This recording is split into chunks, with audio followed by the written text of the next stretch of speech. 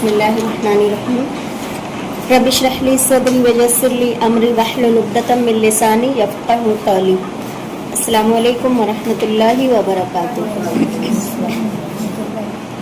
پچھلی سبق میں ہم نے 18 سے 24 تک کیا تھا، تو ان آیات میں اہل مکہ سے جنگ نہ کرنے کے حوالے سے ایک اور گمراہ کن سوچ کی زوردار نفی کی گئی۔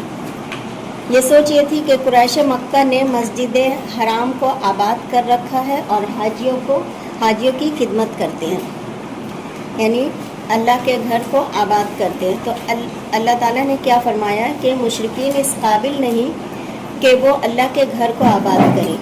اللہ کے گھر کو آباد کرنے والے توحید کے ساتھ ایمان رکھتے ہیں، آخرت پر یقین رکھتے ہیں اور اللہ کے سوا کسی سے نہیں ڈرتے ہیں۔ پھر حاجیوں کی خدمت اور مسجد حرام کو آباد کرنا کیا ایمان لانے اور اللہ کی راہ میں جہاد کرنے کے برابر ہو گیا؟ ہرگز نہیں۔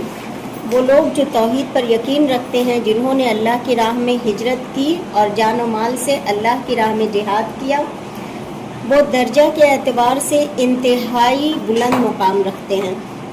ان کے لیے اللہ کی طرف سے عظیم کامیابی ہے اور بشارت ہے جس میں وہ ہمیشہ ہمیشہ رہیں گے۔ آیت 23 میں فرمایا گیا تھا کہ اے اہل ایمان، اگر تمہارے باپ دادا اور بھائی ایمان کے مقابلے میں کفر کو ترجیح دے تو انہیں ہرگز عزیز نہ رکھو، کافروں سے دوستی اور محبت رکھنے والے ہی بے انصاف ہیں۔ پھر آیت 24 میں اللہ تعالیٰ نے 8 دنیاوی محبتیں بیان کی اور 3 دینی محبتیں۔ اس کے بعد دعوت دی کہ اپنے باطن میں ایک ترازو نصب کرو، ایک پلے میں دنیا کی 8 محبتیں یعنی والدین، بیٹوں، بھائیوں، بیویوں، رشتہ داروں، مال، کاروبار اور گھر کی محبت رکھو، اور دوسرے پلے میں دین کی 3 محبتیں یعنی اللہ، رسول اور اللہ کی راہ میں جہاد کی محبت رکھو۔ اب دیکھو کہ اگر دنیاوی محبتوں والا پلڑا وزنی ہے اور دینی محبتوں والا ہلکا ہے تو پھر جاؤ اور موت کا انتظار کرو۔ دنیاوی محبتوں کو دینی محبتوں پر ترجیح دینے والے در حقیقت فاسق ہیں۔ اللہ ایسے فاسقوں کو ہدایت نہیں دیتا۔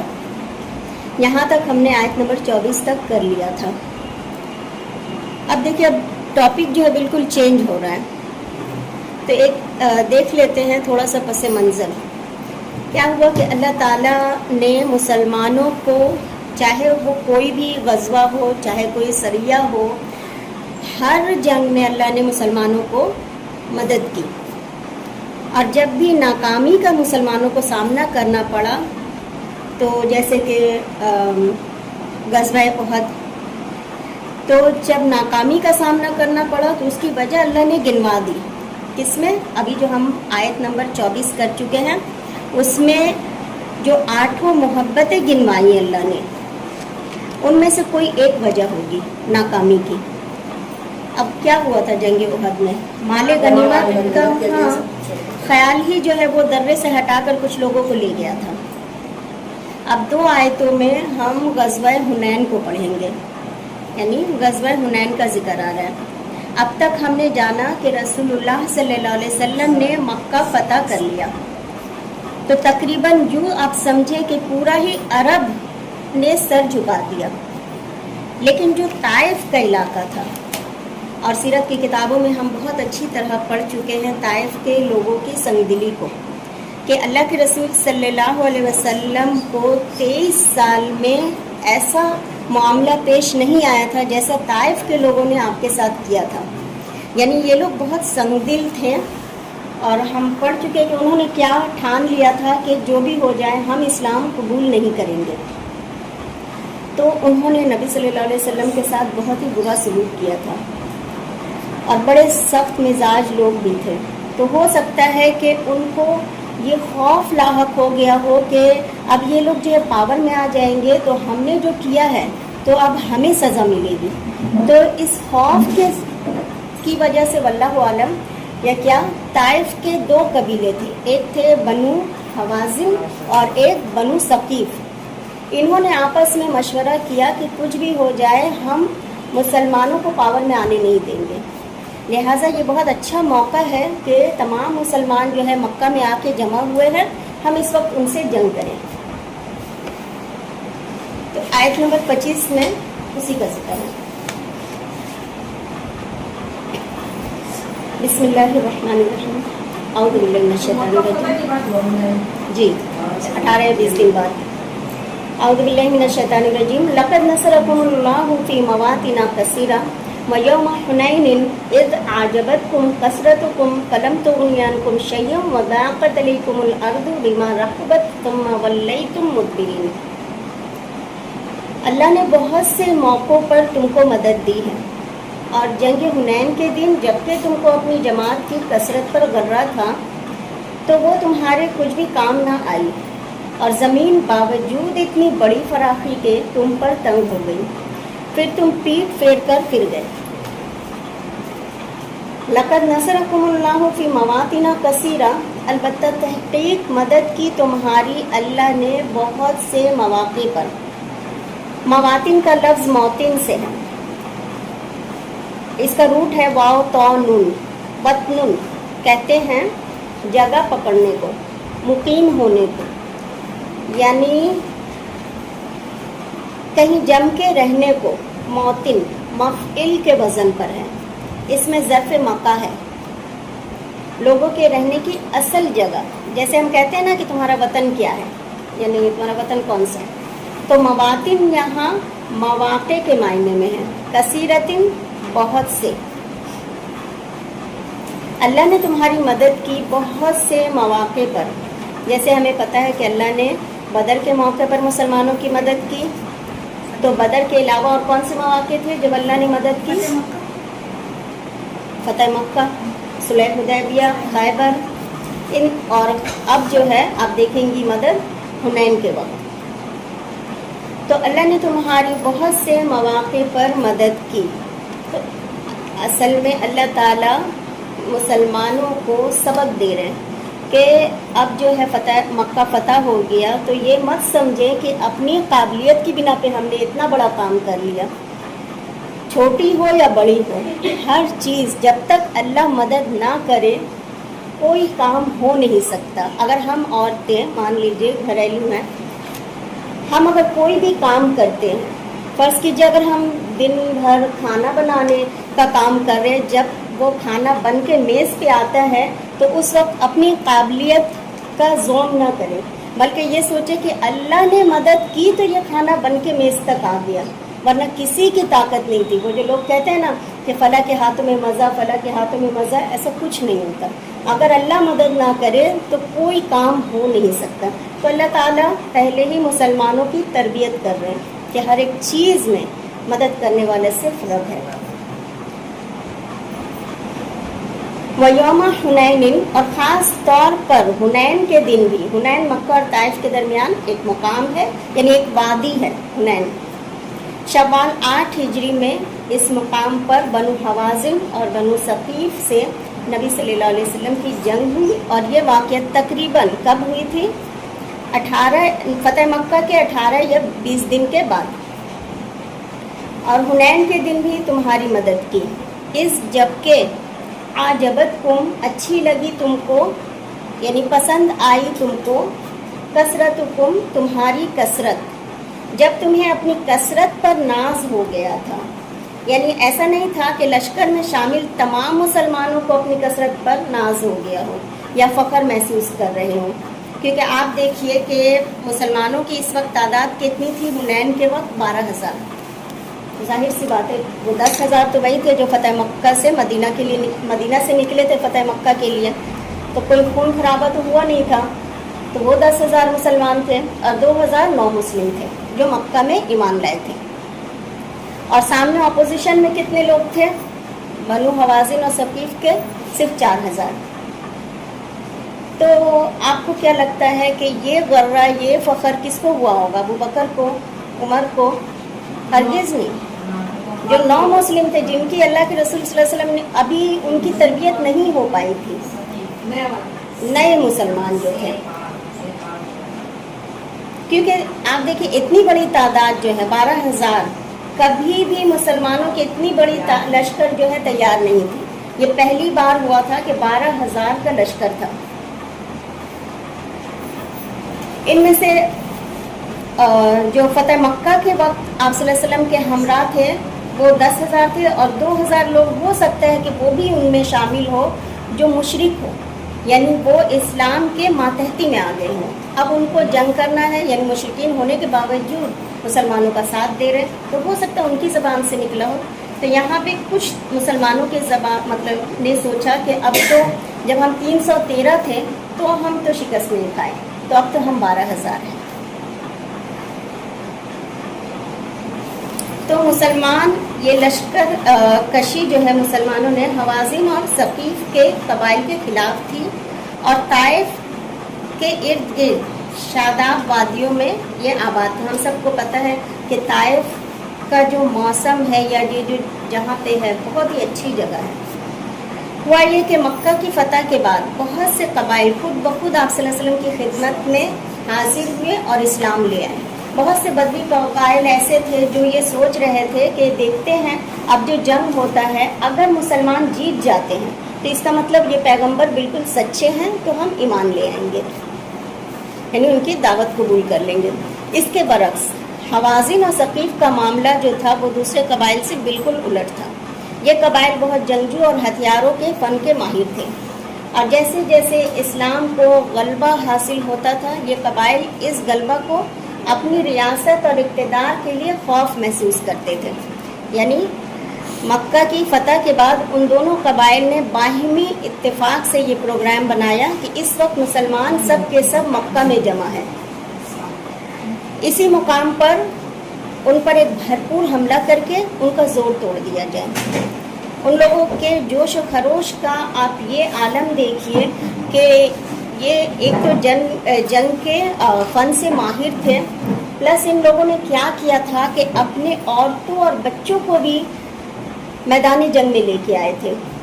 تو ان کے بزرگ جو تھے، سرداروں کے جو بزرگ تھے، انہوں نے منع بھی کیا کہ یہ جو تم لوگ عمل کر رہے ہو، یہ حرکت کر رہے ہو، یہ بہت غلط ہے، عورتوں اور بچوں کو مت لے کے جاؤ.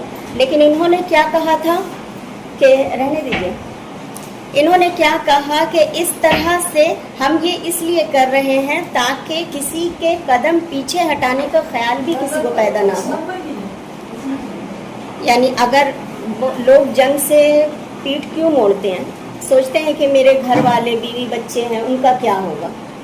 تو جب ہم عورتوں اور بچوں کو ہی لے کے جائیں گے تو پھر کسی کی ہمت نہیں ہوگی کہ جنگ سے قدم پیچھے ہٹائیں. اور اس جنگ کا جو سپہ سالار تھا وہ ایک نوجوان 30 سال کا مالک بن عوف تھا. تو ظاہر سی بات ہے گرم خون ہے. تو اب مسلمان اس سے پہلے 12 تھوڑی تعداد تھی لیکن کفار کو ہرا چکے تھے. تو بعض مسلمانوں کی زبان سے اپنی کثرت کے زوم میں یہ الفاظ نکل گئے کہ آج مسلمان پر کون غالب آ سکتا ہے، اور یہ سوچنا تھا کہ فلم تغنی عنکم شیئا، نہ کام آئی تم کو کوئی بھی چیز، یعنی تمہاری کثرت تعداد تمہارے کچھ کام نہ آ سکی. وضاقت علیکم الارض، اور تنگ ہو گئی تم پر زمین. داقہ کا لفظ ذات یا قاف سے ہے، ضیق تنگی کو کہتے ہیں. بما رحبت، باوجود اس کے کہ وہ کھلی تھی. رحبہ کا لفظ رحبہ سے ہے، رحب ضیق کی اپوزٹ ہے، اسی سے لفظ جو ہے مرحبا بنتا ہے، ضیق داد یا قاف.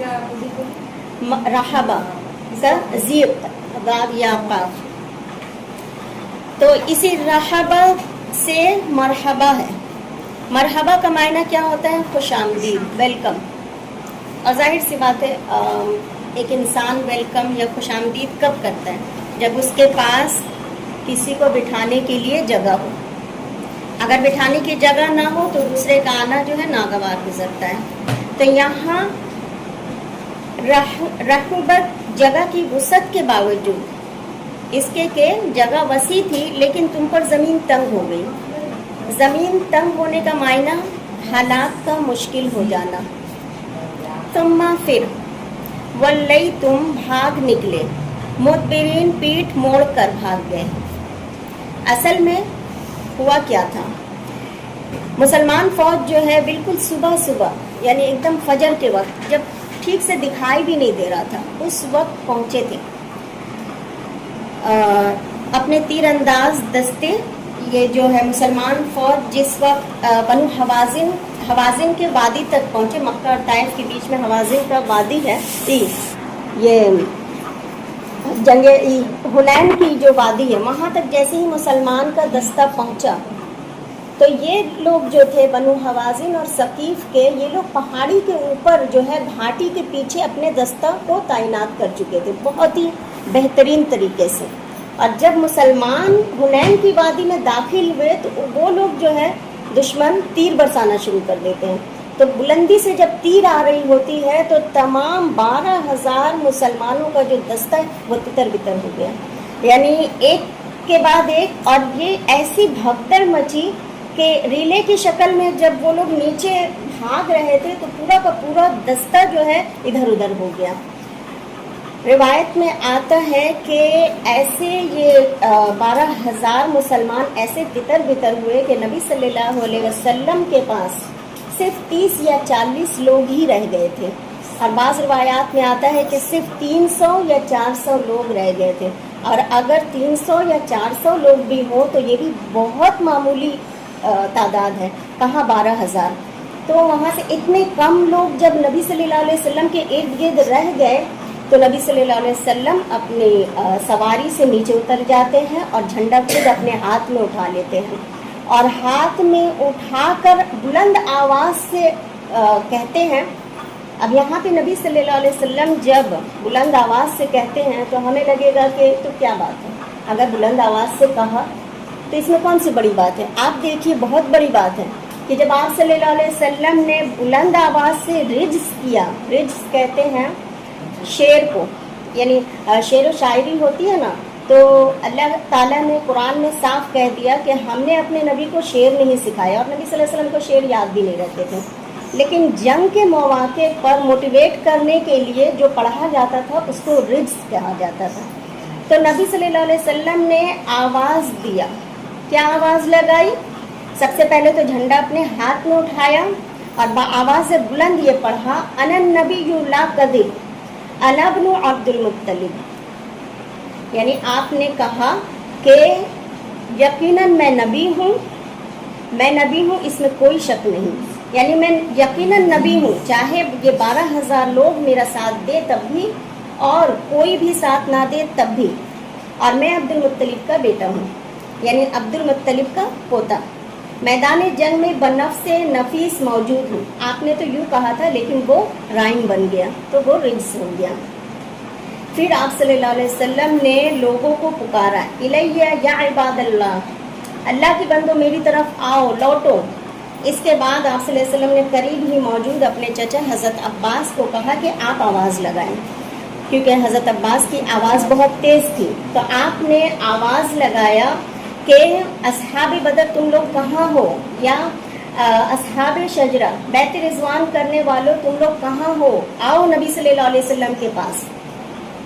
اس کے بعد کیا ہوا کہ سارے لوگ جو ہے جدھر بھی تھے واپس لوٹے اور آپ صلی اللہ علیہ وسلم کے پاس سب جمع ہو گئے اور ایک بھرپور جنگ لڑی گئی.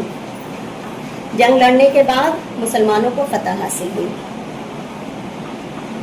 فلم تغنی عنکم شیئا وضاقت علیکم الارض بما رحبت ثم ولیتم مدبرین. تو وہ کثرت تمہارے کچھ کام نہ آ سکی اور زمین پوری فراخی کے باوجود تم پر تنگ ہو گئی، پھر تم پیٹھ موڑ کر بھاگ کھڑے ہوئے.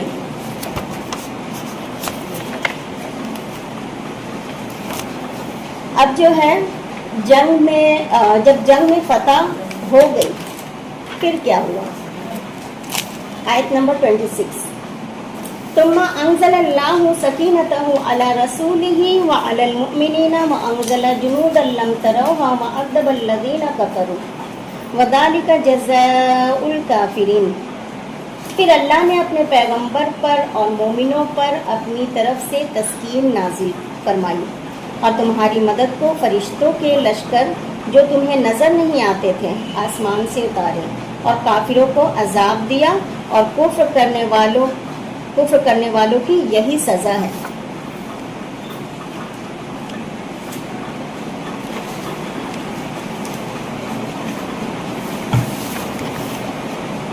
तुम अंज़लल्लाहु सकीनतहु, अल्लाह ने उतारी अपनी सकीनत, ये सकना से है, सुकून, चैन, ठहराव, किस पर? अला रसूलिही, रसूलुल्लाह सल्लल्लाहु अलैहि वसल्लम पर, व अलल मुमिनीना, और बाकी सारे मोमिनों पर भी।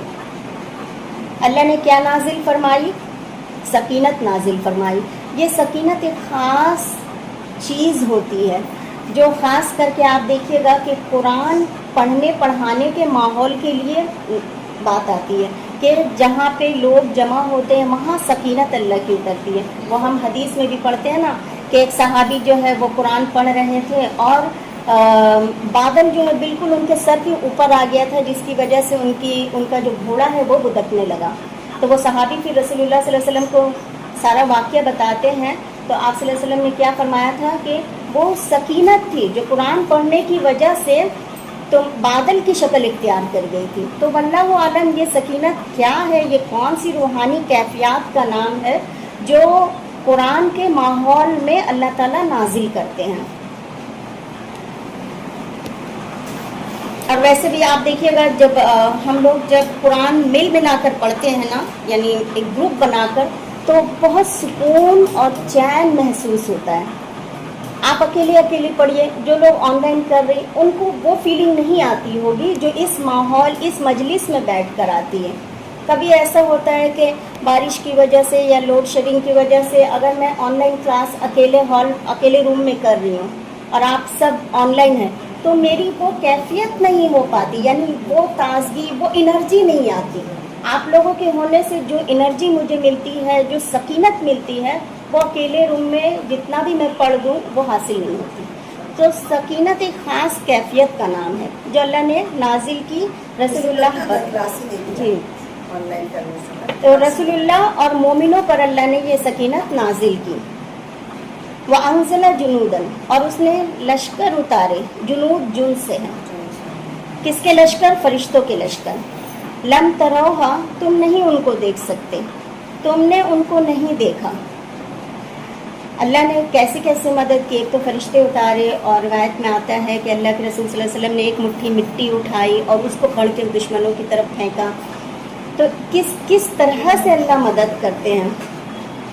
वअज़्ज़बल लदीना कफ़रू, और अज़ाब दिया उन लोगों को जिन्होंने कुफ्र किया। वज़ालिका जज़ाउल काफिरीन, और यही जज़ा है काफिरों की। अब इस जंग में जो मुसलमानों को फतह हुई और जो कुछ हाथ आया, उसकी तरफ यहाँ इशारा है कि अल्लाह ताला ने मोमिनों की अपने फरिश्तों से मदद की और काफिरों को रुस्वा किया। हुआ ये कि फ़तह के बाद आप सल्लल्लाहु अलैहि वसल्लम ने माले गनीमत और कैदी जमा करने के बाद क्या कहा कि इन तमाम चीज़ों को कहाँ ले जाओ? मकाम जिराना में ले जाने का हुक्म दिया। जब काउंट किया गया तो मालूम हुआ कि 6000 कैदी हैं, क्योंकि आप देखिए जब ये लोग बनु सकीफ और बनु हवाजिन के जो सरदार या जो मर्द हजरात थे जो जंग कर रहे थे, जब मुसलमानों ने अपने हथियार संभाले और जब मुसलमानों को फतह हो रही थी, तो ये लोग क्या किए? भाग गए वहाँ से। तो जो मर्द थे वो तो बहुत सारे भाग निकले, लेकिन वो अपनी औरतों और बच्चों को लेके चले गए थे, तो वो सारे कैदी बन गए। तो वो औरतों और बच्चों, साथ में मवेशी को भी लेके चले गए थे। तो सारे जब काउंट किया गया तो अच्छी खासी तादाद हो गई। 6000 कैदी, 40,000 ऊँट, 40,000 बकरी, 4,000 उकिया चांदी मिली।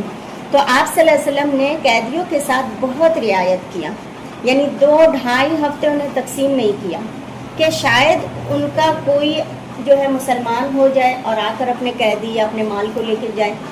आप इंतज़ार करते रहे, आपने नहीं बांटा। उसके बाद जब देखा कि कोई नहीं आ रहा है मुसलमान होके, तो आपने फिर सहाबा में वो तकसीम कर दिया।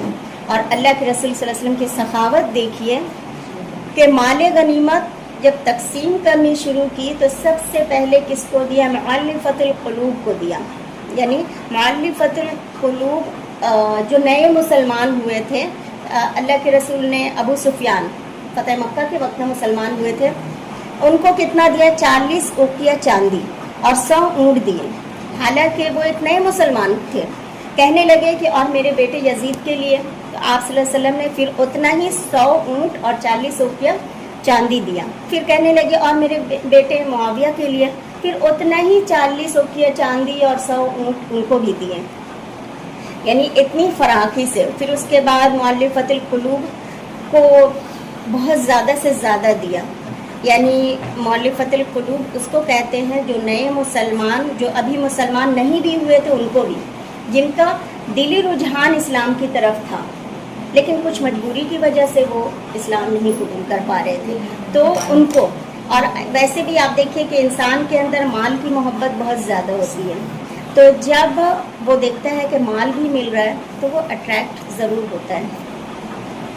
تو اس معاملے میں جب رسول اللہ صلی اللہ علیہ وسلم بہت سخاوت کر رہے تھے تو ابو سعید خدری رضی اللہ عنہ کی روایت ہے کہ جب رسول اللہ صلی اللہ علیہ وسلم اتنی فیاضی سے قریش اور دیگر قبائل کو دے رہے تھے اور انصاریوں کو کچھ زیادہ نہیں مل رہا تھا تو انہیں اس سے کچھ رنج ہوا اور طرح طرح کی چہ مغویہ ہونے لگی، اور کچھ نے تو یہ بھی کہہ دیا کہ لگتا ہے رسول اللہ صلی اللہ علیہ وسلم اپنی قوم سے مل گئے. تو سعد بن عبادہ، کون ہے یہ؟ انصار کے سردار. سعد بن عبادہ رضی اللہ عنہ نے سنا تو آپ کی خدمت میں حاضر ہوئے اور خبر دی کہ آپ صلی اللہ علیہ وسلم کے خلاف یہ باتیں مجھے سننے کو ملی ہے. تو آپ نے انصار کو جمع کرنے کا فیصلہ کیا کہ سعد بن عبادہ کو کہا کہ تم انصار کو جمع کرو. پھر ان میں تشریف لے گئے اور خطبہ دیا اور فرمایا انصاریوں یہ کیا گفتگو ہے جو مجھے تمہاری طرف سے سننے کو مل رہی ہے؟ کیا شکایت ہے جو تمہیں مجھ سے پیدا ہوئی ہے؟ کیا یہ سچ نہیں کہ تم گمراہ تھے؟ خدا نے مجھے بھیج کر تمہاری ہدایت کی. کیا تم مفلس نہ تھے؟ خدا نے میرے ذریعے تمہیں مالا مال کیا. کیا تم میں پھوٹ نہیں پڑی ہوئی تھی؟ خدا نے میرے ذریعے تمہارے دل جوڑے. آپ صلی اللہ علیہ وسلم جب خاموش ہوئے تو سب بول اٹھے اللہ اور اس کے رسول کے احسانات ہم پر بہت زیادہ ہیں. آپ صلی اللہ علیہ وسلم نے پھر فرمایا انصار تم میری باتوں کا جواب کیوں نہیں دیتے ہو؟ آپ صلی اللہ علیہ وسلم نے فرمایا بخدا اگر تم چاہتے تو جواب دے سکتے تھے جو بالکل سچ ہوتا اور اس کی حرف بحرف میں اس کی تصدیق کرتا کہ انصار بالکل سچ کہہ رہے ہیں. تو آپ نے کہا کہ تم یہ کہہ سکتے تھے میرے بارے میں کہ آپ کو سب نے جھٹلا دیا تھا، آپ ہمارے پاس آئے تو ہم نے آپ کی تصدیق کی. آپ کا کوئی ناصر و مددگار نہ تھا، ہم نے مدد کی. لوگوں نے آپ کو نکال دیا، ہم نے پناہ دی. آپ محتاج تھے، ہم نے دستگیری کی. اے انصار تم صرف اتنی سی بات پر رنجیدہ ہو گئے کہ میں نے حقیر دنیا دے کر کچھ لوگوں کی قلوب کی تالیف کی تاکہ وہ اسلام قبول کر لیں اور تمہیں تمہارے اسلام پر کے بھروسے چھوڑ دیا. انصار کیا تم اس سے خوش نہیں ہو کہ یہ لوگ جو ہے بھیڑ بکری اور اونٹ لے کر لوٹے اور تم اللہ کے رسول صلی اللہ علیہ وسلم کو لے کر لوٹو؟ خدا کی قسم جس کے قبضے میں محمد کی جان ہے، جو کچھ تم لے کر لوٹو گے وہ اس سے کہیں بہتر ہے جو وہ لے کر لوٹیں گے. اگر یہ ہجرت نہ ہوئی ہوتی تو میں انصار کا ایک شخص ہوتا، یعنی مجھے انصار میں ہونا اتنا زیادہ پسند ہوتا. اگر سب لوگ ایک راستے سے جائیں اور انصار دوسرے راستے سے تو میرا راستہ وہی ہوگا جو انصار کا ہے. خداوند انصار پر رحم کر، انصار کی اولاد پر رحم کر، انصار کی اولاد پر رحم کر. اس پراسرار خطبے سے آنکھیں اشکبار ہو گئی اور داڑھی آنسوؤں سے تر ہو گئی اور انصاری چلا اٹھے کہ ہم رسول اللہ کو حصے میں پا کر بہت خوش ہیں. تو یہ ہے اللہ اور رسول کی محبت، ہر چیز پر غالب، یعنی ہر چیز سے زیادہ. اور یہی ہم سب کا امتحان ہے کہ جب بھی آپ کو دنیا اور دین میں چوائس کرنا پڑے تو ہمیشہ دین کو چوائس کریں، دنیا کو نہیں. تو یہاں پہ آپ دیکھیے کہ اسی وجہ سے یہ واقعہ جو ہے آیت نمبر 24 کے بعد آئی، چونکہ پورا کا پورا آپ دیکھیں ٹاپک چینج ہو رہا ہے. بظاہر دیکھیں تو ایک دم موضوع تبدیل ہو گیا ہوتا ہے اور انسان کو سمجھ میں نہیں آتا کہ ابھی تو جو آیتوں میں ذکر تھا اللہ رسول آبا اجداد اور باقی سب کی محبت کی بات ہو رہی تھی، پھر یہ ایک دم سے جنگ حنین کی بات کہاں سے آ گئی؟ اور صرف ان دو باتوں کے بعد پھر بات ختم بھی کر دی گئی، یعنی اب جنگ حنین کا ذکر ختم بھی ہو گیا. تو حنین کا واقعہ جو تھا یہ عملی مثال تھی اس بات کی کہ اللہ اور اس کے رسول کی محبت دراصل ہر چیز پر بھاری ہونی چاہیے۔ یہاں پہ آپ نے جو واقعہ پڑھا کہ جب اللہ کے رسول کی محبت کیسے انصاریوں کے دل لبریز ہو گئے، یعنی کہ کیسی محبت ہونی چاہیے، تو جب اللہ رسول کی محبت دل میں آ جاتی ہے تو دنیا کے مال و متاع کچھ اہمیت نہیں رکھتی انسان کے لیے۔ آیت نمبر 27،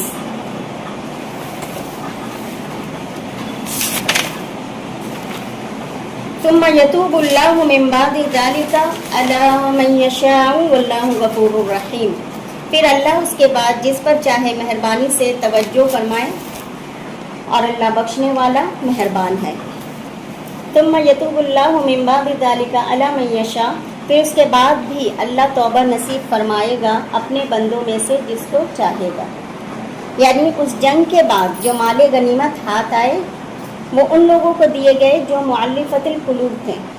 پھر یہ لوگ جو آج تک اسلام کے دشمن تھے اسلام کے صفوں میں شامل ہوئے۔ کون لوگ؟ یہ جو بنو حوازن تھے اور بنو ثقیف۔ میں نے کہا نا کہ جب مسلمانوں کا وار پڑا تو یہ لوگ بھاگ گئے تھے، تتر بتر ہو گئے۔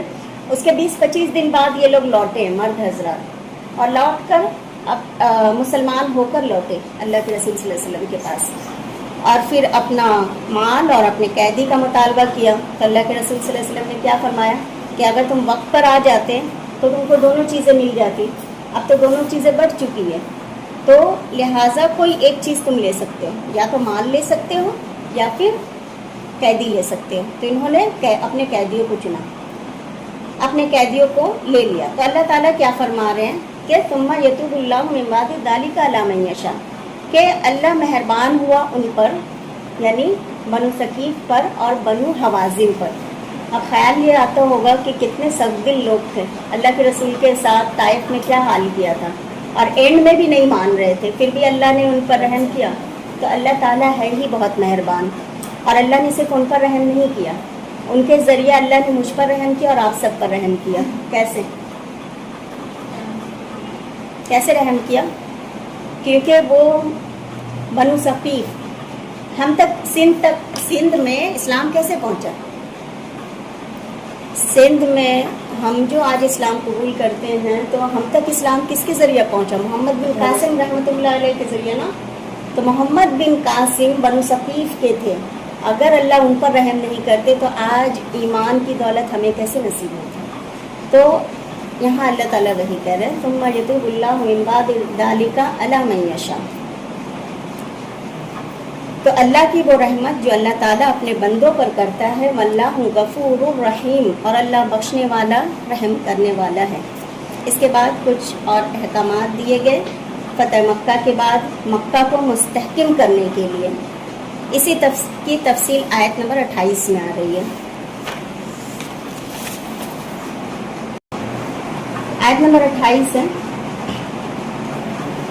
اعوذ باللہ من الشیطان الرجیم، یا ایھا الذین آمنوا انما المشرکون نجس فلا یقربوا المسجد الحرام بعد عامهم ھذا وان خفتم عیلۃ فسوف یغنیکم اللہ من فضلہ ان شاء ان اللہ علیم حکیم۔ مومنو، مشرک تو نجس ہیں، تو اس برس کے بعد وہ خانہ کعبہ کے پاس نہ جانے پائیں، اور اگر تم کو مفلسی کا خوف ہو تو اللہ چاہے گا تو تم کو اپنے فضل سے غنی کر دے گا، بے شک اللہ سب کچھ جانتا اور حکمت والا ہے۔ یا ایھا الذین آمنوا، اے لوگوں جو ایمان لائے ہو، انما المشرکون، بے شک مشرکین، نجس ناپاک ہیں۔ نجس کا لفظ ظاہری اور باطنی دونوں ناپاکیوں کے لیے آتا ہے، اور بعض اوقات دونوں میں سے کوئی ایک کے لیے بھی ہو سکتی ہے، یعنی حسی، مانوی، ظاہری، باطنی سب طرح کی ناپاکیوں کے لیے یہ لفظ آتا ہے۔ کیونکہ بعض چیزیں بظاہر دیکھنے میں صاف ہو سکتی ہے، لیکن مگر کیا ہے کہ اندر میں ہو سکتا ہے وہ ناپاک ہو، اور بعض چیزیں ظاہری طور پر تو گندی معلوم ہوتی ہے اور اندر بھی ہو سکتا ہے ناپاک ہو۔ تو ظاہری اور باطنی دونوں نجاستوں کے لیے بھی، اور ان میں سے کوئی ایک کے لیے بھی۔ تو اے ایمان والو بے شک مشرک نجس ہیں. اب اس سے کون سی نجس مراد ہے؟ ایسا نہیں ہے کہ مشرک کو اگر آپ چھو دیں گے تو آپ کا وضو ٹوٹ جائے گا، ایسا نہیں ہے. یہ کون سی نجس ہے؟ جو علم اور عقل کے ذریعے معلوم ہو، یعنی باطنی عقیدے اور اخلاق کی نجاست، عقائد کی ناپاکی. عقائد کی ناپاکی اصل نجاست ہے ان کی. اور اگر کسی درجے میں دیکھا جائے تو ظاہری ناپاکی بھی ہوا، کیونکہ مشرکین جو ہے وہ وضو کا اہتمام نہیں کرتے، وہ طہارت کا اہتمام نہیں کرتے ہیں، جنابت وغیرہ کا اہتمام نہیں کرتے، تو اس وجہ سے ظاہری ناپاکی بھی ہوئی. لیکن کیا مشرک کے گھر کا نہیں کھانا چاہیے؟ تو ایسا نہیں ہے، کیونکہ اس کی جو ہے دلیل ہمیں رسول اللہ صلی اللہ علیہ وسلم کی حدیث سے ملتی ہے. اللہ کے رسول صلی اللہ علیہ وسلم ایک بڑھیا کے مشرک بڑھیا تھی، اس کے گھر کے مشکیزے سے پانی ڈال کر آپ نے پیا تھا. تو یہاں پہ کیا فرمایا جا رہا ہے کہ مشرکین نجس ہیں. فلا یقرب المسجد الحرام، پس نہ وہ قریب جائے مسجد حرام کے. مسجد حرام سے مراد کون سی مسجد ہے؟ بیت اللہ شریف کے بیت اللہ شریف کے ارد گرد کی مسجدیں بھی، پس نہ وہ قریب جائیں مسجد حرام کے. بعد عامہم ھذا، اپنے اس سال کے بعد. عمرے اور حج کے لیے اب مشرکین مکہ نہیں جا سکتے، یعنی اس سال 9 ہجری کے حج میں تو مشرکین بھی شامل ہیں، مگر آئندہ کبھی کوئی مشرک حج کے لیے نہیں آ سکے گا، اور نہ کسی مشرک کو بیت اللہ یا مسجد حرام کے قریب آنے کی اجازت ہوگی. تو جیسے نبی صلی اللہ علیہ وسلم نے خانہ کعبہ میں رکھے گئے 360 بتوں کو توڑ کر ان کو ختم کر کے کیا کیا تھا؟ خانہ کعبہ کو پاک کیا تھا نا. اسی طرح رسول اللہ صلی اللہ علیہ وسلم نے جیسے خانہ کعبہ کو بتوں سے پاک کیا تھا، تو ان بتوں کے پوجنے والوں کو بھی مکہ سے پاک کیا گیا. اور یہ اللہ تعالیٰ کی ایک رسول اللہ صلی اللہ علیہ وسلم کی اسٹریٹجی ہے کہ اس طرح دیکھیے کہ مشرکین جو تھے نا وہ خانہ کعبہ سے بہت محبت کرتے تھے. آپ کو یاد ہوگا جب ابرہہ نے حملہ کیا تھا کعبہ پر، تو اس وقت جو ہے کعبہ کا راستہ دکھانے والا ابو رغال تھا جس نے راستہ دکھایا تھا. تو جب وہ ابو رغال مر گیا تھا تو مشرکین کو اپنی اس بیت اللہ سے اتنی محبت تھی کہ اس کے مرنے کے بعد برسوں تک اس کی قبر میں جا کر وہ پتھر برسایا کرتے تھے، تو بیت اللہ سے محبت کی بنا پہ. تو اب جب یہ فیصلہ ہوا، یہ اعلان ہوا کہ اب مشرکین جو ہے حرم نہیں جا سکیں گے، تو ظاہر سی بات ایک دلی اٹیچمنٹ تھی. بہت سارے لوگوں نے اس وجہ سے بھی اسلام قبول کیا کیونکہ وہ بیت اللہ سے دور نہیں رہ سکتے تھے. یہاں پہ عامہم، عاموں کا لفظ جو ہے وہ عامن سے ہے. عامن کا لفظی معنی ہے تیرنا، تو تیرنے سے پھر عوام یعنی سال کیسے بن گیا؟ کیونکہ دیکھیے ہم لوگ ریلیٹ کرتے ہیں جیسے کہ سال یا وقت کی تبدیلی سورج کے رفتار کے مطابق ہوتی ہے. زمین اپنے محور کے گرد گھوم رہی ہے اور سورج بھی اپنے محور کے گرد گھوم رہا ہے، ہم سب کو پتہ ہے. اور ستاروں سیاروں کے بارے میں تو اللہ تعالیٰ خود قرآن میں فرماتے ہیں کہ وَكُلٌّ فِي فَلَكٍ يَسْبَحُونَ، کہ سارے کے سارے اپنے مدار پر گھوم رہے ہیں. تو پھر اسی سے اور یہاں پہ عام جو ہے یہ سال کے لیے استعمال ہوا، تو سال بھی جو ہے وہ تیرتے چلے جا رہے ہیں. اسی سے پھر یہ عام سال کے لیے استعمال ہونے لگا، اور عوام بھی اسی لفظ سے ہے. بعد عامہم ھذا، اپنے اس سال کے بعد، یعنی یہاں عام سے مراد 9 ہجری کے بعد جب اعلان برات ہوا تھا اس وقت بھی یہ مشرک شامل تھے. وَإِنْ خِفْتُمْ عَيْلَةً، اور اگر تم ڈرتے ہو مفلسی سے. عیلہ کا لفظ اول سے نکلا ہے. ہر وہ چیز جو انسان کو بوجھل کرتی ہے، تو اہل و عیال ہم کہتے ہیں نا، تو جو اہل و عیال ہوتے ہیں انسان کے، وہ بھی ایک طرح سے ان پر بوجھ ہوتے ہیں، یعنی ان کی ذمہ داریاں ہوتی ہے نا، خرچ و اخراجات کی ذمہ داری انسان کے سر ہوتی ہے. اسی وجہ سے انسان بوجھل ہوتا ہے. تو ایلا اصل میں وہ مفلسی ہوتی ہے جو اہل و عیال کی وجہ سے ہوتی ہے. تو یہاں پہ اللہ تعالیٰ کیا فرما رہے, وَإِنْ خِفْتُمْ عَيْلَةً, اگر تم مفلس ہونے سے ڈرتے ہو کہ ہم اپنے بچوں کو کہاں سے کھلائیں گے اگر مشرکوں کو یہاں آنے نہ دیا گیا, کیونکہ ہمیں پتہ ہے کہ پورے باہری خطے سے, بیرونی عرب سے لوگ آتے تھے خانہ کعبہ کا حج عمرہ کرنے کے لیے. تو جب جہاں لوگ زیادہ آئیں گے تو بزنس بھی بڑھے گا, کیونکہ وہ ایک ریلیجیس جگہ کے ساتھ ساتھ ایک بزنس فیسٹیول بھی تھا. تو لوگوں کو بہت خوف ہونے لگا کہ لوگ جب رک جائیں گے تو ہمارا کاروبار کیسے چلے گا. تو جب کچھ لوگوں کو ان کی شرک کی وجہ سے وہاں آنے سے روک دیا گیا تو ظاہر ہے لوگ کم ہوں گے تو اب کاروبار پہ اثر پڑے گا, بزنس کم ہوگا. تو فرمایا کہ ابھی وقتی طور پہ تمہیں لگ رہا ہے کہ تم گھاٹے میں چلے گئے ہو, تو یاد رکھو فَسَوْفَ يُغْنِيكُمُ اللَّهُ مِنْ فَضْلِهِ, بس عنقریب غنی کر دے گا تم کو اللہ اپنی فضل سے. ان شاء, اگر اس نے چاہا, اللہ تمہیں کسی اور طرح سے غنی کر دے گا. تو کیا ہوا تھا, آپ صلی اللہ علیہ وسلم کی وصال کے چند ہی سالوں کے بعد مسلمانوں کو اتنی فتوحات ملی کہ روم اور ایران کے بادشاہوں کے جو ساز و سامان تھے, جو کپڑے تھے, جو جواہرات تھے, وہ سارے کے سارے اونٹوں اور گھوڑوں پر لد کے مدینہ جا رہے تھے.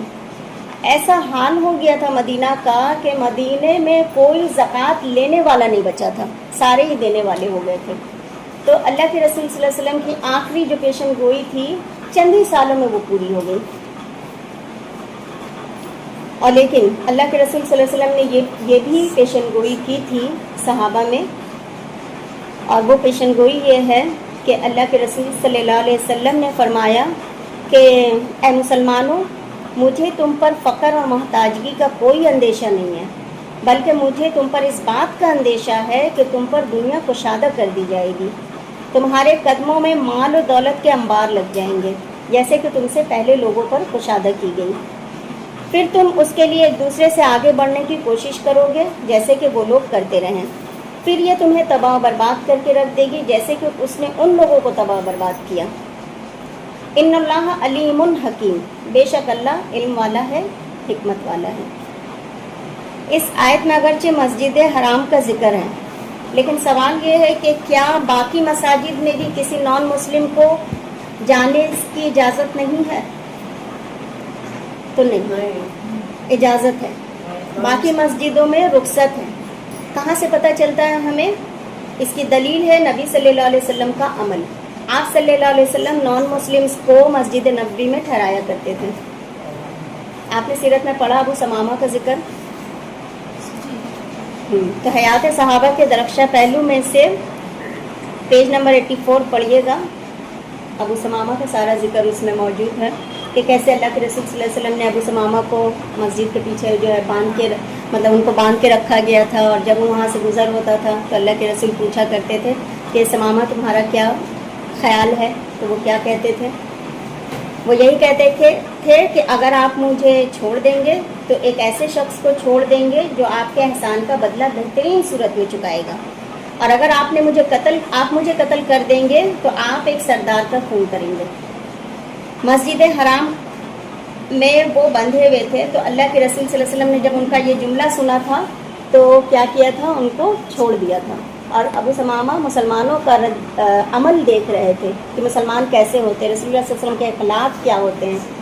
تو اس وقت تک وہ ایمان نہیں لائے تھے, لیکن جب اللہ کے رسول نے ان کو آزاد کر دیا, وہ کچھ دور چلے گئے, جانے کے بعد وہاں جا کے وہ پھر سے غسل کرتے ہیں اور صاف کپڑے پہنتے ہیں, اور پہن کے آ کے پھر اللہ کے رسول کے ہاتھ میں ایمان قبول کرتے ہیں. اور کرنے کے بعد پھر مکہ جاتے ہیں, اور جا کے خانہ کعبہ میں اعلانیہ کہتے ہیں کہ میں مسلمان ہو گیا, اور دعوت دینے لگتے ہیں. تو جب مشرکین جب ان کو مارنے کے لیے جاتے ہیں تو کچھ لوگ کہتے ہیں کہ ارے یہ تو فلاں جگہ کی سردار ہیں, اگر ہم ان کو مار دیں گے تو ہماری جو اناج سے مدد ہوتی ہے یہ لوگ جو کرتے وہ بند کر دیں گے, تو ہم تو قحط سالی میں گرفتار ہو جائیں گے. تو پھر وہ لوگ ان کو چھوڑ دیتے ہیں. لیکن یہ ابو ثمامہ جب مسلمان ہو جاتے ہیں تو بہت زیادہ جو ہے مسلمانوں کی مدد کرتے ہیں, اور پھر مشرکین کا وہ اناج بھی روک دیتے ہیں, اس لیے کہ یا ایمان لاؤ یا پھر اناج ملے گا تم کو. تو یہ ساری اسٹوری آپ لوگ اس میں سے تو جو بندی بنا کر جاتے تھے انہیں کو لاتے تھے رسول اللہ صلی اللہ علیہ وسلم. मस्जिद नबी में जो रखते थे पीछे पिछले जगह पे जो बांधते नहीं वो तो चबूतरा वो अलग असहाब सुफ़ा का आप बोल नहीं रही नहीं हैं। मैंने बंदी बना कर ले जाते मुश्रिक उसी लोग को न रखते हैं ऐसे तो नहीं रखते नहीं ऐसे क्यों रखें, वही तो जो लोग जंग में पकड़े गए। हाँ वही तो जो बंदी बना कर जाते थे उन्हीं लोग को रखते हैं। तो यहाँ पे आप लोगों को कुरान के साथ साथ सीरत का भी मुताला करते जाना है। Page number 84।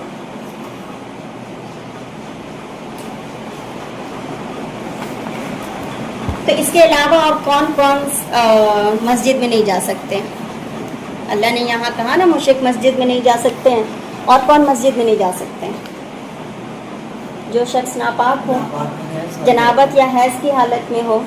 आप सल्लल्लाहु अलैहि वसल्लम ने फरमाया मैं नहीं हलाल करार देता मस्जिद को ना किसी जुम्बी के लिए और ना ही किसी हैज़ वाली औरत के लिए। अब यहाँ तक तो हो गया। तो अब जो है मुशरिकीन अरब पे पूरी तरह से काबू पा लिया गया। मक्का में जो है इस्लाम नाफिज कर दिया गया। अब जो है बैरून अरब की तरफ हुक्म दिया जा रहा है कि अब नज़र जो है बैरून अरब की तरफ दौड़ाना है। आयत नंबर 29।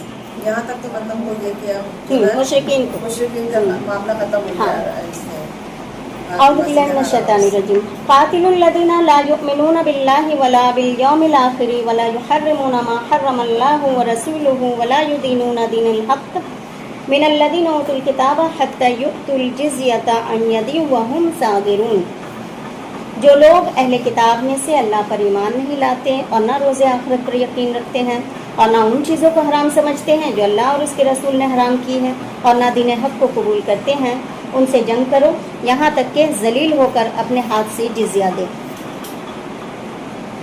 आयत नंबर 29। क़ातिलू जंग करो अल्लज़ीना उन लोगों से ला युमिनूना जो ईमान नहीं रखते बिल्लाहि अल्लाह पर वला बिल यौमिल आखिर और ना यौम आखिरत पर वला युहर्रिमूना और ना वो करार देते हैं मा हर्रमल्लाह जो अल्लाह ने हराम करार दिया, हराम ठहराया, व रसूलुहु और उसके रसूल ने, वला युदीनूना और ना वो दीन मानते हैं, दीन अल हक़ हक़ दीन को यानी सच्चे दीन को, मिनल लज़ीना ऊतुल किताबा उन लोगों में से जिन्हें किताब दी गई। अब यहाँ पे अहले किताब की तरफ तवज्जो दिलाई जा रही है। अहले किताब में से यानी अहले किताब में से वो लोग जो ना अल्लाह पर ईमान रखते हैं, ना आखिरत पर ईमान रखते हैं, ना अल्लाह रसूल की हराम करदा चीज़ों को हराम ठहराते हैं और ना दीन हक़ को दीन मानते हैं। ऐसे लोगों से तुम जंग कर सकते हो, यानी जो बराए नाम अहले किताब हैं, जिनका ना किताब दुरुस्त है, जो किताब को नहीं मानते। अगर वो लोग किताब को मानते यहूद और नसारा तो क्या हमसे डिफरेंट होते? बल्कि हमारे ही तरह होते।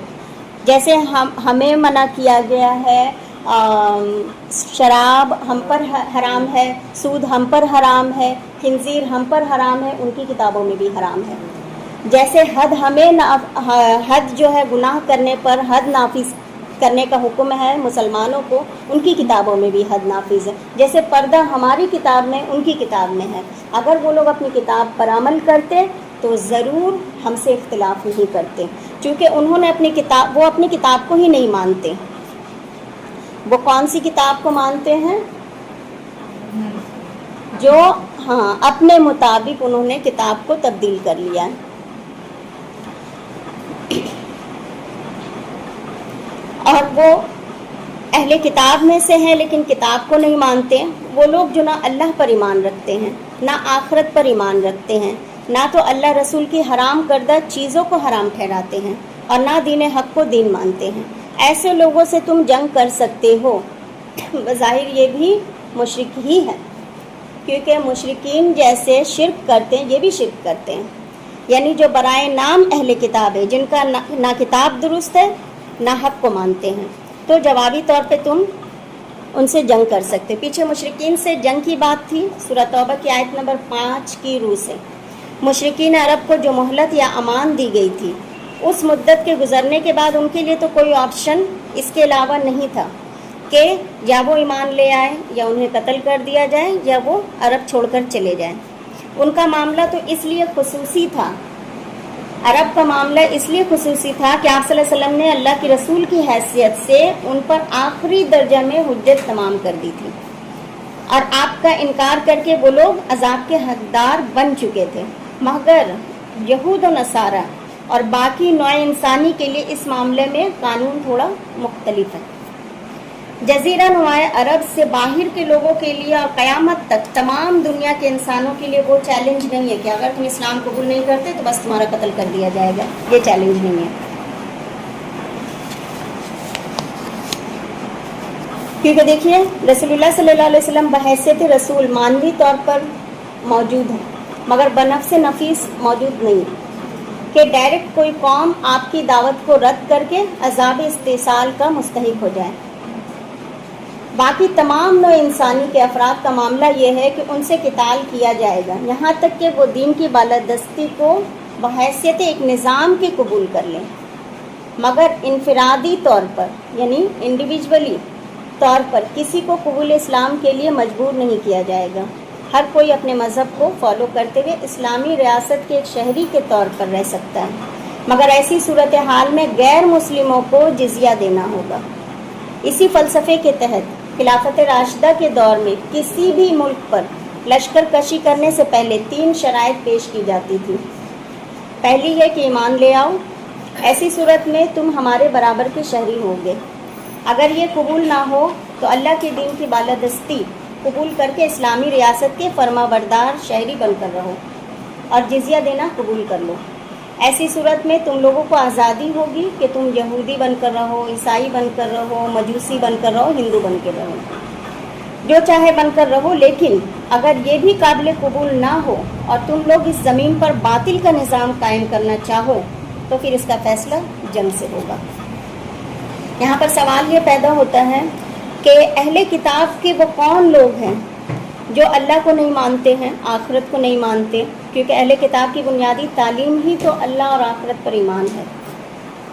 تو مراد اس سے یہ ہے کہ جیسا ایمان لانے کا حق ہے ویسا ایمان نہیں لاتے، ان کا ایمان قابل قبول نہیں۔ کیوں؟ وجہ کیا ہے؟ وجہ یہ ہے کہ ان کا ایمان اس معیار کے مطابق نہیں جو پیغمبروں نے صحیح ایمان کے لیے مقرر کیا، ان کا ایمان اپنی خواہشات کے تابع ہے، یعنی مشرکانہ عقائد پر، کیونکہ اہل کتاب کے مختلف گروہوں میں شرک عام ہو گیا تھا۔ پھر اسی طرح جہاں ان کے ایمان باللہ کے عقائد میں بگاڑ آیا وہاں ایمان بالآخرہ کے عقائد میں بھی بگاڑ آ گیا۔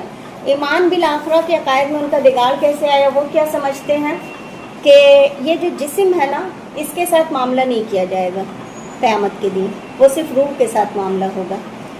ان کا عقیدہ جو یہی ہے کہ جو بھی ہوگا وہ روح کے ساتھ ہوگا، تو ہر روح مرنے کے بعد ان کے عمل کے مطابق ہر روح کو جزا دی جائے گی، جس میں ان کا خیال یہ تھا کہ جنت روحانی خوشی کا نام ہے، یا یہ کہ دنیا میں ہی انسان کو اچھے یا برے کا جزا مل جائے گا، تو قیامت قائم کرنے کا جو کانسیپٹ ہے اسی کو ان لوگ خارج کر دیتے ہیں۔ تو جہنم کے بارے میں ان کا کیا عقیدہ ہے کہ جہنم جو ہے وہ ایک رنج و غم کا نام ہے۔ تو اس قسم کا بگاڑ عقائد میں ایسا بگاڑ ہے جو آخرت پر ایمان کے بالکل خلاف ہے، اس لیے ان کے ایمان کو ایمان ہی قرار نہیں دیا گیا۔ ایمان کے بعد ان کے اعمال میں خصوصاً حلال اور حرام کے بارے میں ان کے جو من مانے طریقے تھے، جو تحریفات کر لیے تھے، اس پر بھی تنقید کی گئی کہ وَلَا يُحَرِّمُونَ مَا حَرَّمَ اللَّهُ وَرَسُولُهُ، اللہ اور رسول نے جو کچھ حرام قرار دیا وہ حرام نہیں ٹھہراتے۔ مثلاً شراب، سود، ان چیزوں کو انہوں نے اپنے لیے حلال کر لیا، حالانکہ ان کی کتابوں میں ان چیزوں کی حرمت واضح طور پر بیان کی گئی تھی۔ اور پھر رسول سے مراد یہاں رسول اللہ بھی ہو سکتے ہیں کہ آخری نبی کی ٹھہرائی ہوئی حلت و حرمت کے وہ قائل نہیں ہیں۔ ولا یدینون دین الحق، اور دین حق کو نہیں مانتے۔ دین حق سے مراد یہاں دین اسلام ہے۔ کہاں سے ہمیں اس کی ثبوت ملتی ہے؟ سورہ آل عمران میں آتا ہے نا، ان الدین عند اللہ الاسلام، کہ اللہ کے نزدیک دین صرف اسلام ہے۔ تو دین کہتے ہیں بنیادی طور پر جزا کو، مالکی یوم الدین یعنی بدلے یا جزا کے دن کا مالک، اور اسی طرح دین کا معنی اطاعت بھی ہے۔ یہاں مراد دین سے دین اسلام ہے جو آپ صلی اللہ علیہ وسلم لائے۔ من الذین اوتوا الکتاب، یہ ان لوگوں میں سے ہیں جنہیں کتاب دی گئی، حتی یؤتوا الجزیہ، یہاں تک کہ وہ اپنے ہاتھ سے جزیہ پیش کرے۔ جزیہ کیا ہے؟ جزیہ کا لفظ جو ہے یہ جزا سے ہے، جزا اور بدلہ، یہ تو لفظی معنی ہو گیا جزا اور بدلہ، اور اصطلاح میں جزیہ اس رقم کو کہتے ہیں جو کسی اسلامی حکومت میں غیر مسلموں سے ان کی پروٹیکشن، ان کی حفاظت کے بدلے میں لی جاتی ہے۔ یہ ایک طرح سے ٹیکس ہوتا ہے جو کمانے والے افراد ان جو ہیں وہ ادا کریں گے، یعنی معاوضے کے طور پر ہوتا ہے۔ جزیہ کا طریقہ اسلام سے ایسا نہیں ہے کہ بہت سارے لوگوں کو ہو سکتا ہے یہ لگے کہ اسلام میں جزیہ ہے یعنی نان مسلم پر یہ ایک بوجھ ہے، تو ایسا نہیں ہے۔ جزیہ جو ہے اسلام میں نہیں ہے، اسلام سے پہلے سے ہے۔ جزیہ کا طریقہ اسلام سے قبل بھی رائج تھا، یہ اسلام نے شروع نہیں کیا بلکہ ایرانیوں کے یہاں ایک عادل بادشاہ تھا، انوشیروا نے اس کو شروع کیا تھا، اور عربوں میں بھی یہ بات معروف تھی۔ اسی لیے دیکھیے ہم دیکھتے ہیں کہ یمن سے آنے والے وفد نے جب اسلام قبول نہیں کیا، ایک لمبی بات چیت ہونے کے بعد، بحث و مباحثے کے بعد انہوں نے اسلام قبول نہیں کیا، تو انہوں نے آپ سے صلح کی درخواست کی اور کہا کہ ہمیں امن سے رہنے دیا جائے، اس کے بدلے میں ہم آپ کو جزیہ دیں گے، اور یہ پہلا جزیہ تھا جو اسلامی حکومت نے وصول کیا۔ اس کے بعد حضرت عمر رضی اللہ عنہ کے دور میں باقاعدہ طور پر جزیہ نافذ ہوا، اور حضرت عمر نے مالدار لوگوں پر 4 درہم، درہم کس کو کہتے ہیں؟ چاندی کو، اور دینار سونے کا ہوتا ہے، ٹھیک ہے۔ تو حضرت عمر نے جو مالدار لوگ تھے اپر کلاس، ان پر 4 درہم نافذ کیا، مڈل کلاس پر 2 درہم، اور جو غریب لوگ تھے ان پر 1 درہم۔ 1 درہم بنتا تھا صرف 3.5 ماشے چاندی، بہت ہی حقیر سی مقدار ہے یہ، بالکل۔ جو لوگ مفلس ہوتے تھے، نادار ہوتے تھے، جیسے عورتیں، بچوں، بوڑھوں پر، مذہبی پیشواؤں پر، معذوروں پر کوئی جزیہ نہیں تھا۔ تو جزیہ دراصل کیا ہے؟ حفاظت کی ذمہ داری کا معاوضہ۔ اسی میں ہمیں پتہ چلتا ہے کہ جب مسلمان حفاظت نہیں کر سکے تھے تو انہوں نے جزیہ میں لی گئی رقم کو واپس بھی کیا تھا۔ تو اس سے کیا پتہ چلتا ہے کہ یہ کوئی ظالمانہ ٹیکس نہیں ہے، بلکہ ان لوگوں سے جو مالدار تھے ان کو دی جانے والی حفاظت اور امان کے طور پر ان سے لیا گیا۔ مسلمانوں سے کیا وصول کیا جاتا تھا؟ زکوٰۃ۔ تو نان مسلم سے جزیہ لیا جاتا تھا، اور وہ بھی جو ان سے جزیہ لیا جاتا تھا جو بالغ ہوتے تھے، جو مرد کمانے والے ہوتے تھے، صرف ان سے۔ حتی یؤتوا الجزیہ، یہاں تک کہ وہ جزیہ دیں، ان یدن، اپنے ہاتھ سے، ہاتھ کی قید لگائی گئی، یعنی اپنے ہاتھ سے۔ اس کے کئی مفہوم بیان کیے گئے۔ ایک تو یہ کہ خود اپنے ہاتھ سے لے کر آئے، کسی اور کے ہاتھ سے نہ بھجوائیں، کیونکہ آپ دیکھیے جب کوئی چیز آپ اپنے ہاتھ سے کسی کو دیتے ہیں تو اس کی فیلنگ کچھ اور ہوتی ہے، اور جو چیز آپ کسی اور کے ذریعے بھیجتی ہیں تو اس کا معاملہ دوسرا ہوتا ہے۔ تو این یا دن سے مراد خود اپنے ہاتھ سے دینا۔ ایک معنی یہ بھی ہے کہ نقد دے، قرض نہ دے۔ پھر یہ بھی اطاعت کے طور پر دے، یعنی حتی یؤتوا الجزیۃ ان یدن، یعنی مسلمانوں کے غلبے کی اطاعت کرتے ہوئے اپنے ہاتھ سے ادا کریں۔ وہم صاغرون، اور چھوٹے، تابع بن کر رہیں۔ صاغرون کا لفظ صاغر سے ہے، صاد غین را، صغیر بھی اسی سے ہے، چھوٹا ہونا، یعنی اسلامی حکومت کے ماتحت ہو جائے۔ ان کی اپنی حکومت یا قبائلی سرداری پھر جو ہے باقی نہیں رہے گی، وہ اسلام قبول کر لے۔ یہاں پہ ان کی جو ہے جو بھی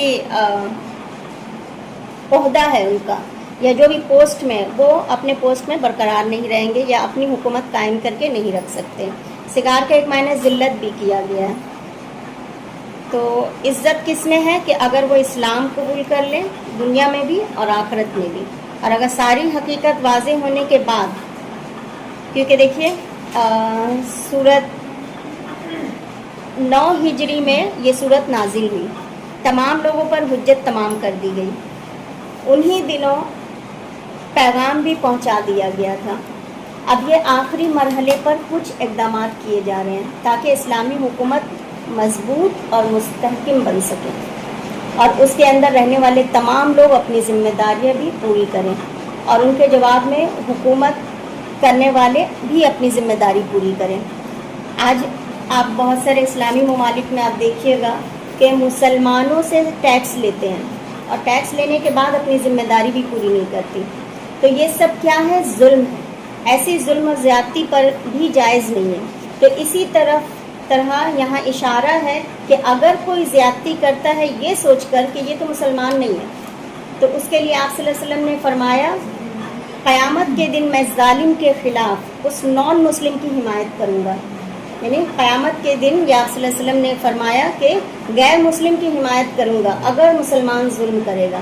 تو کسی کو کسی پر کوئی زیادتی کرنے کی اجازت نہیں دیتا ہے اسلام۔ یہیں تک رہنے دیتے ہیں۔ سبحان اللہ و بحمدہ، سبحانک اللہم و بحمدک، نشہد ان لا الہ الا انت، نستغفرک و نتوب الیک۔ السلام علیکم و رحمۃ اللہ وبرکاتہ۔